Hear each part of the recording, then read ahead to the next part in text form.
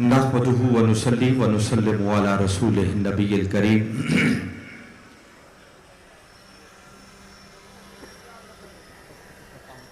अम्मा बाद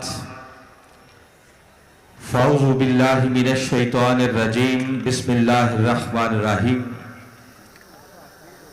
क़ाल अल्लाहु तबारक व तआला फ़िल क़ुरआनिल मजीद कुल ला अस्अलुकुम अलैहि अजरा इल्लल मवद्दत फ़िल क़ुरबा।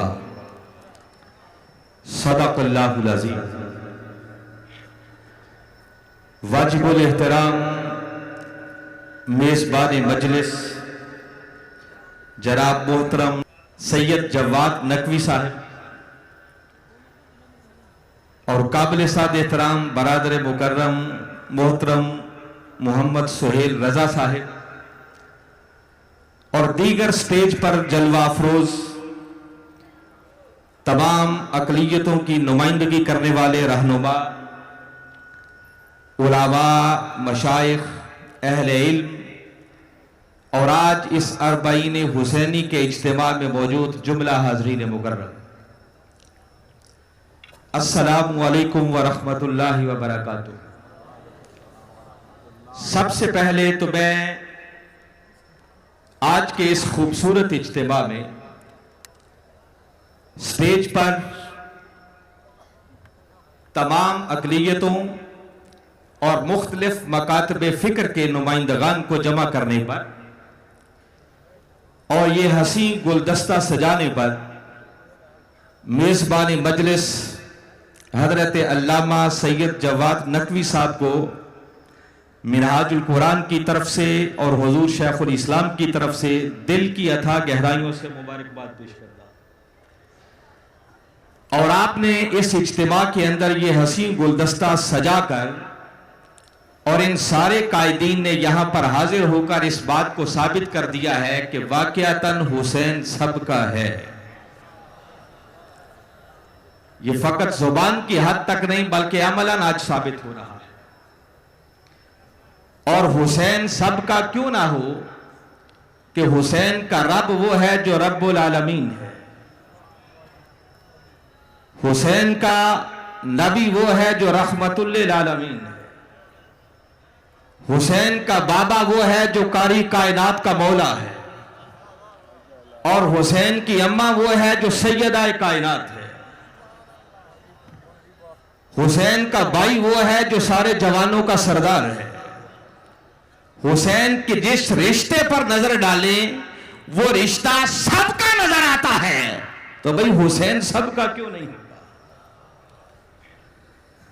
और जो आज हसीन गुलदस्ता नजर आ रहा है मिनहाजुल कुरान का, तो ये हमेशा से शेवा रहा है। और वक्त के मुजद्दिद हुजूर शेखुल इस्लाम प्रोफेसर डॉक्टर मोहम्मद ताहिरुल कादरी मद्दज़िल्लाहुल आली हमेशा इत्तिहाद उम्मत के दाई रहे हैं और रहेंगे।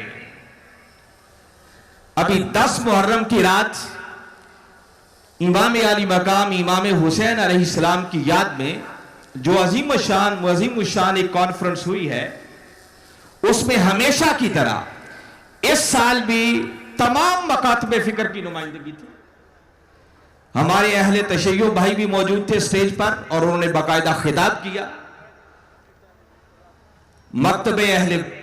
मकतबे देवबंद और मकतबे अहले हदीस और अहले सुन्नत, फिर खुद मिनहाजुल कुरान से बढ़कर सुन्नी कौन है, तो तमाम मकातब फ़िक्र की नुमाइंदगी थी। 12 रबीउल अव्वल की रात ताजदार कायनात सल्लल्लाहु अलैहि वसल्लम के मिलाद पाक की रात हो, तो वहां भी तमाम मकातब फ़िक्र की नुमाइंदगी होती है। और हमारी हमेशा ये काविश रही है, हमेशा से ये काविश रही है कि इस उम्मत को एक प्लेटफार्म पर इकट्ठा किया जाए, क्योंकि अगर हुसैन के नाना का लाया हुआ दीन बच गया तो उस दीन से सैराब होने वाली ये नहरें भी सलामत रहें। और अगर खुदा ना करे हुसैन के नाना के लाए हुए दीन पर कुफर की तलवार चल गई तो ना शीयत का कोई हाल होगा, ना सुन्नियत का कोई पुरसाने हाल, ना देवबंदियत का कोई पूछने वाला होगा और ना अहले हदीसों का कोई पूछने वाला होगा।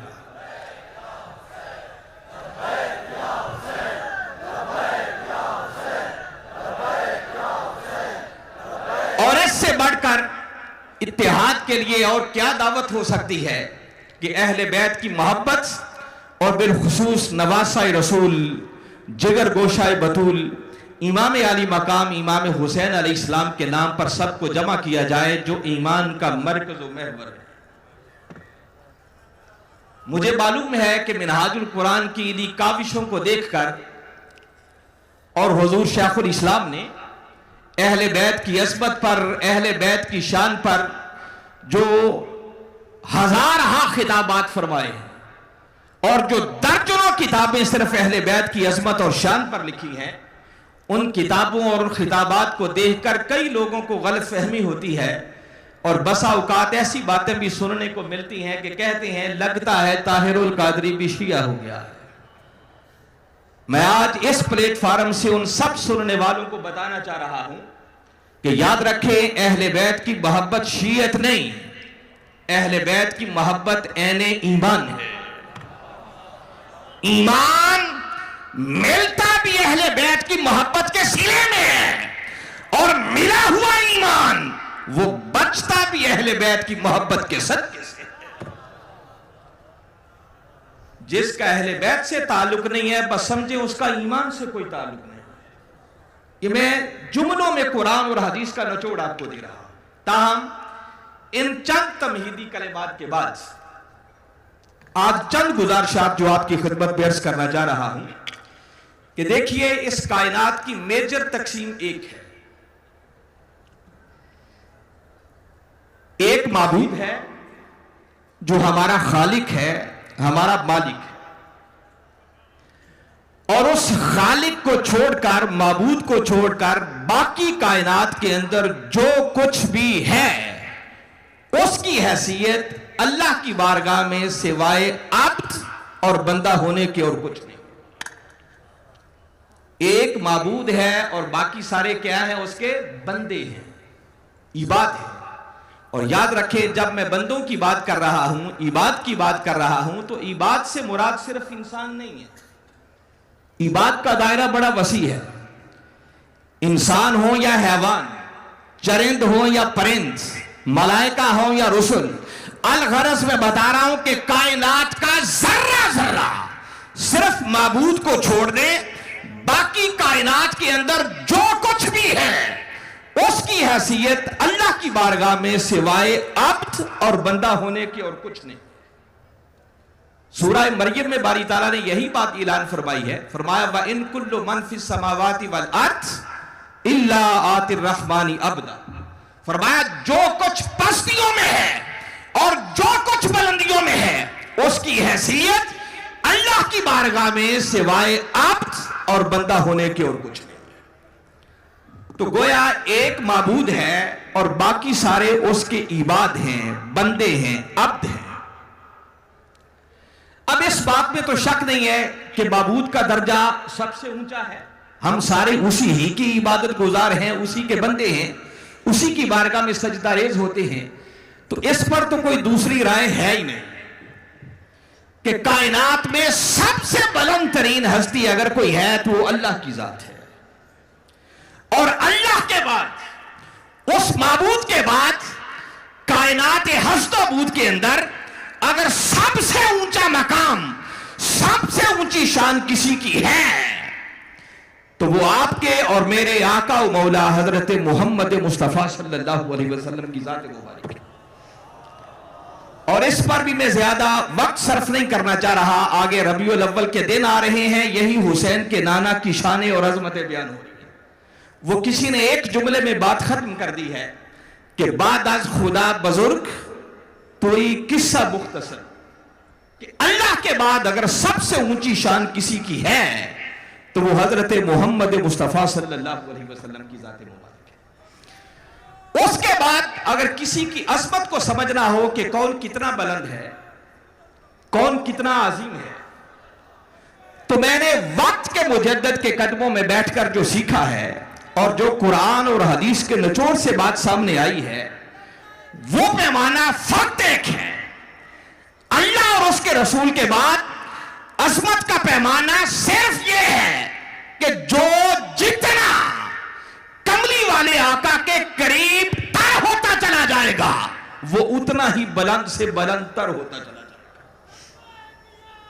گا. اس کی عظمت، اس کی شان، اس کی صفت اتنی ہی بلند سے بلندتر ہوتی چلی جائے گی.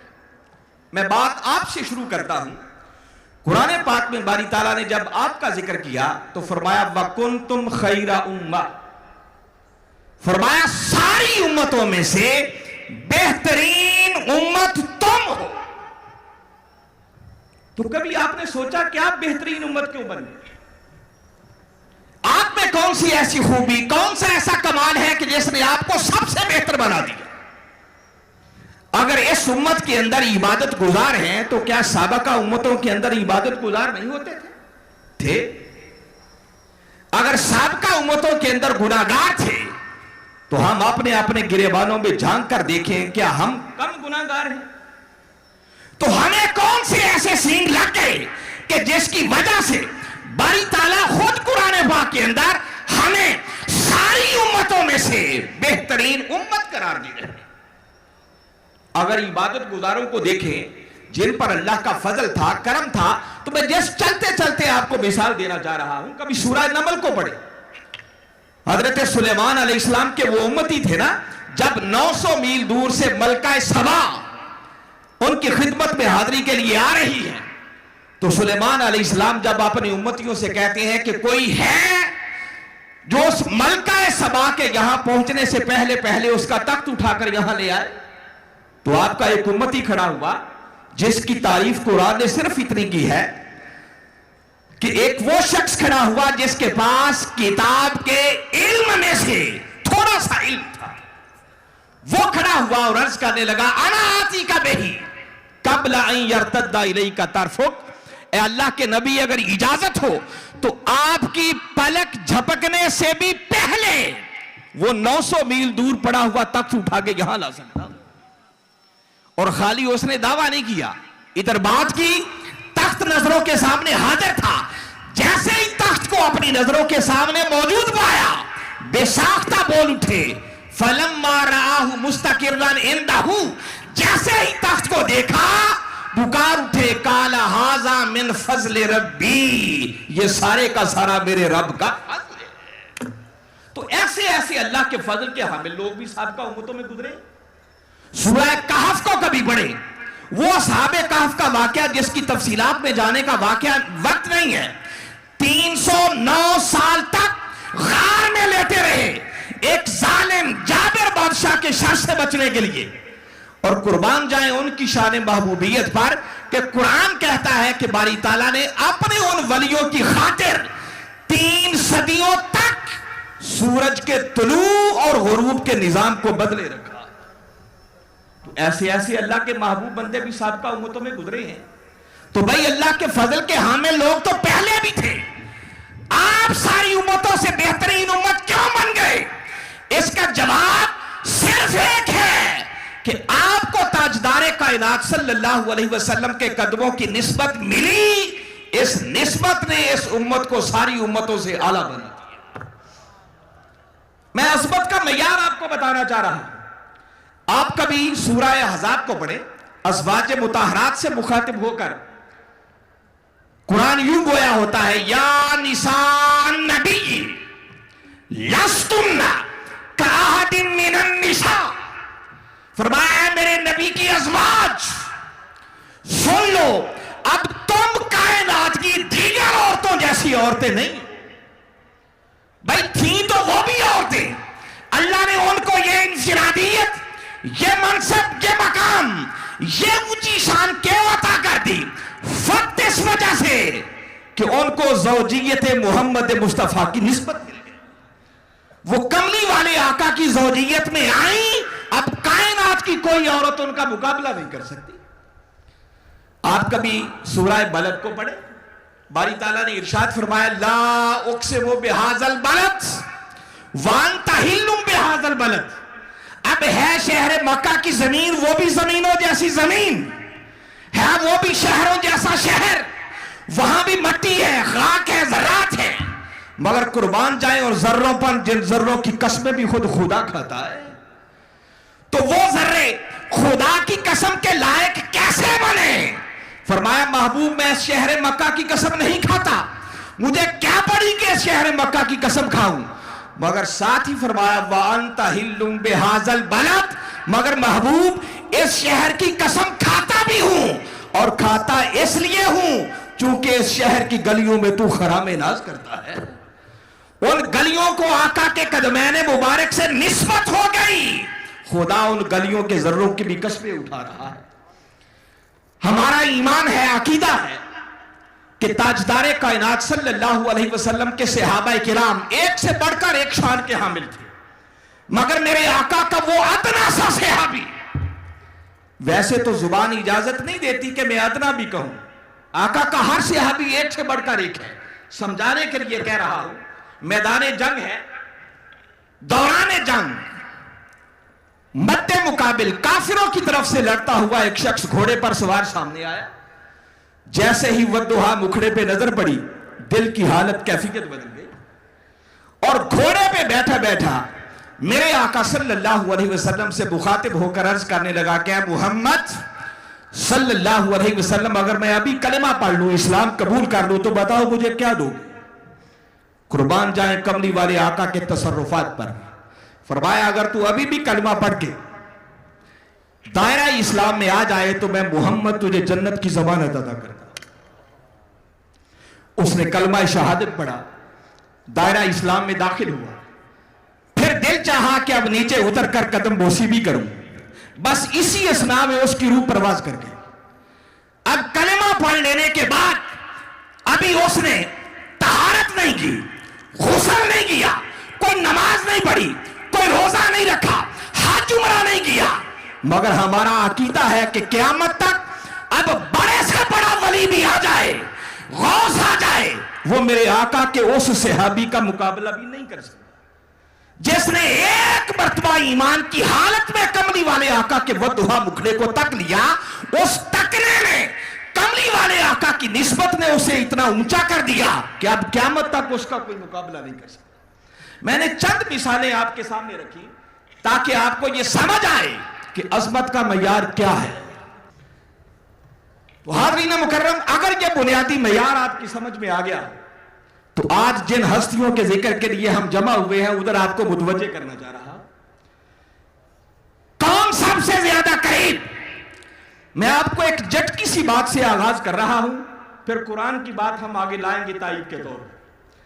जरा देखिए, ताजदारे कायनात सल्लल्लाहु अलैहि वसल्लम की जात अक़दस के साथ अगर निस्बत बयान करनी हो तो बिलउमूम दो हर्फ इस्तेमाल होते हैं। एक हर्फ होता है के और दूसरा हर्फ होता है से। हम अगर अपनी बात करें, अपनी निस्बत कमली वाले आका के कदमों से बयान करनी हो तो हम कहेंगे कि हम सब हुजूर के उम्मती हैं, हमारा ताल्लुक के वाला है। सहाबाए किराम की बात करें तो कहा जाएगा हुजूर के सहाबा, उनका ताल्लुक भी के वाला है। अज़वाज मुतहरात की बात करें तो कहा जाएगा हुजूर की अज़वाज, उनका ताल्लुक भी के वाला है। अरे हर किसी का ताल्लुक कमली वाले आका के साथ के वाला है, मगर चार हस्तियां कायनात में ऐसी हैं कि जिनका ताल्लुक कमली वाले से के वाला नहीं बल्कि से वाला है। अली की बारी आई, मेरे आका ने फरमाया अली मिन्नी, लोगों अली मुझसे है। हसन की बारी आई, फरमाया अल हसन मिन्नी, हसन मुझसे है। हुसैन की बारी आई, फरमाया अल हुसैन मिन्नी, हुसैन मुझसे है। और जब सैयदा कायनात की बारी आई, फरमाया अल फातिमा तो बदअतुम मिन्नी, लोगों फातिमा मेरे जिगर से है। अब के और से के ताल्लुक में कितना फर्क होता है, आप अहले दानिश हैं, मुझे इसकी तफसील में जाने की जरूरत। भाई कभी सोचे ना, किसी का होना और किसी से होना, इसमें बड़ा जमीन आसमान का फर्क है। और मेरे आका ने बात सिर्फ यहीं तक रोकी होती कि अली मुझसे है, हसन मुझसे है, हुसैन मुझसे है, फातिमा मुझसे है, तो यह भी एक हद थी। आका ने यहां तक तो बात खत्म ही नहीं की, बल्कि फरमाया अली मिन्नी व अना मिन अली, फरमाया अली मुझसे है और मैं अली से हूं। حسن کی باری آئی، فرمایا الحسن منی وانا من الحسن، حسن مجھ سے ہے اور میں حسن سے ہوں۔ اور حسین کی باری آئی، فرمایا الحسین منی وانا من الحسین، لوگوں حسین مجھ سے ہے اور میں حسین سے ہوں۔ منیت کا یہ رشتہ اور قربت کا یہ نسبت اور تعلق کائنات میں اگر کسی کو ملا ہے تو صرف اہل بیت کے انہی نفوس قدسیہ کو ملا ہے۔ اور یہی وہ ہستیاں ہیں کہ جب قرآن پاک کی یہ آیت کریمہ نازل ہوئی، قُلْ لَا أَسْأَلُكُمْ عَلَيْهِ أَجْرًا إِلَّا الْمَوَدَّةَ فِي الْقُرْبَى، محبوب اپنی میٹھی میٹھی زبان سے انہیں بتا دو کہ لوگوں میں نے جو کچھ بھی تمہیں دیا اس پر تم سے کوئی اجر کوئی معاوضہ نہیں چاہتا، ہاں اگر میری وفا کا حق ادا کرنا چاہتے ہو، میری غلامی کا دم بھرنا چاہتے ہو تو تقاضا صرف اتنا ہے کہ میری اہل قرابت سے مودت رکھنا۔ اب نبی کی زبان سے سنتے ہیں نبی کے قریب کون ہے۔ اس وقت صحابہ کرام کا اجتماع تھا، موقع پر ہی صحابہ کرام نے عرض کی، یا رسول اللہ صلی اللہ علیہ وسلم من قرابتک ہؤلاء الذین وجبت علینا مودتہم، اے اللہ کے رسول وہ اہل قرابت ہیں کون جن کی مودت ہمارے اوپر واجب ہے، جن کی مودت ہمارے اوپر لازم ہے۔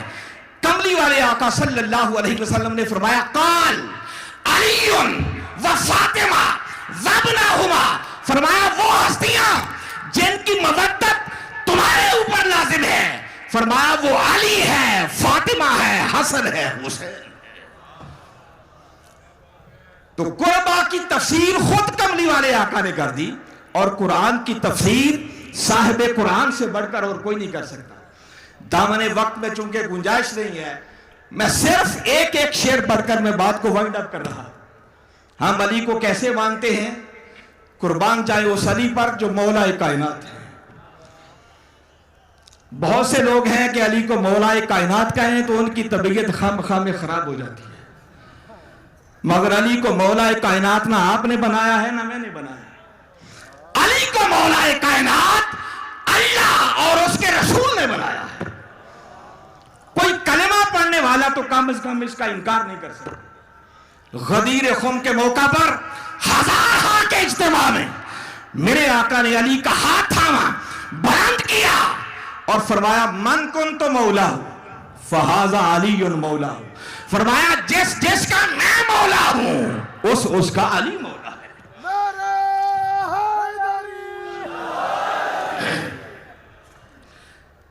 ہم علی کو مولا کیسے مانتے ہیں؟ حضور شیخ الاسلام نے مولا کائنات علی شیر خدا کی اسی شان ولایت پر ایک پوری کتاب ترتیب دی۔ لوگ کہتے تھے یہ روایت ضعیف ہے، آپ نے کم و بیش کوئی 150 کے لگ بھگ طرق سے اس حدیث کی تخریج کی اور وہ ساری احادیث کتاب میں جمع کی، اور آپ نے اس کتاب کا نام جو آپ نے رکھا، آپ خالی نام سنیں گے آپ کے ایمان پر بہار آ جائے گی۔ آپ نے کتاب کا نام رکھا السیف الجلی علی منکر ولایت علی۔ آپ نعرے سے گریز کریں، بات سنیں۔ سیف کہتے ہیں تلوار کو، عربی میں نام ہے نا، میں آپ کو معنی بتاتا ہوں۔ جلی کا معنی ہے چمکتی ہوئی، السیف الجلی۔ آپ نے فرمایا کہ میری یہ کتاب ایک چمکتی ہوئی تلوار ہے، علی منکر ولایت علی، اس بدبخت کی گردن پر جو علی کی ولایت کا منکر ہے۔ ذرا سوچیں، جس کتاب کے نام میں اتنا زور ہے اس کتاب کے اندر کتنا زور ہوگا۔ ہم علی کو کیسے مولا مانتے ہیں؟ وہ کسی نے بڑی خوبصورت میرے عقیدے کی ترجمانی کی۔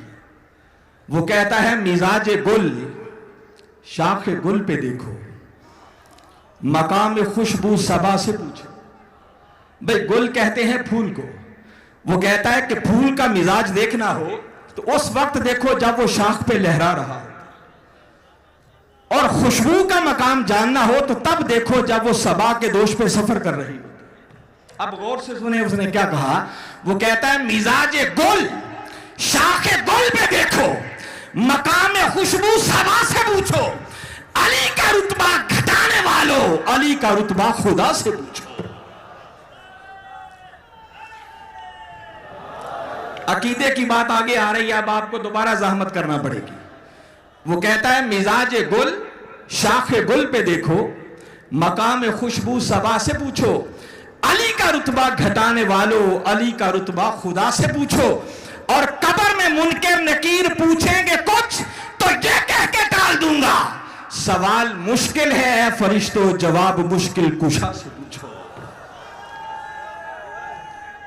ہم تو علی کو یوں مانتے ہیں. بس آخری ربائی سنا کے حسین کی اماں کی شان میں بات ختم کر رہا ہوں کہ اہل سنت اہل بیت کو کیسے مانتے ہیں.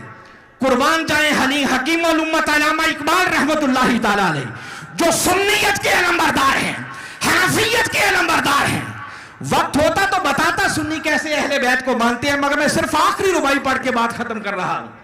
وہ کہتے ہیں رشتہ آئین حق زنجیر پاس, پاس فرمانے جناب مصطفیٰ است, ورنہ گردے تربتش گردید بھی, سجدہ برخا کے پاشید میں. اقبال کہتا ہے کہ لوگوں, یہ دین اسلام جو آئین حق ہے, اس کا رشتہ, اس کا تعلق میرے پاؤں کی زنجیر ہے. پاس فرمانے جناب مصطفیٰ است, مجھے کملی والے آقا صلی اللہ علیہ وسلم کے فرامین کا پاس ہے, ادب ہے, لحاظ ہے, حیا ہے. وہ کہتے ہیں خدا کی قسم اگر یہ رشتہ دین حق کی زنجیر میرے پاؤں میں نہ ہوتی, کملی والے آقا کے فرامین کا حیا نہ ہوتا, تو کہتے ہیں ورنہ گردے تربتش گردید بھی. اے سیدہ کائنات, میرا ایمان تو اس بات کا تقاضا کرتا ہے کہ اقبال تیری تربش کے گرد طواف کرتا, اور خالی طواف ہی نہ کرتا, سجدہ برخا کے اوپر شید میں. اے سیدہ کائنات, اقبال خالی تیرے مزار اور تیری تربت کا طواف ہی نہ کرتا, بلکہ تیری تربت کے ذرات کو, خاک کے ذرات کو اقبال سجدے کرتا. وما علینا الا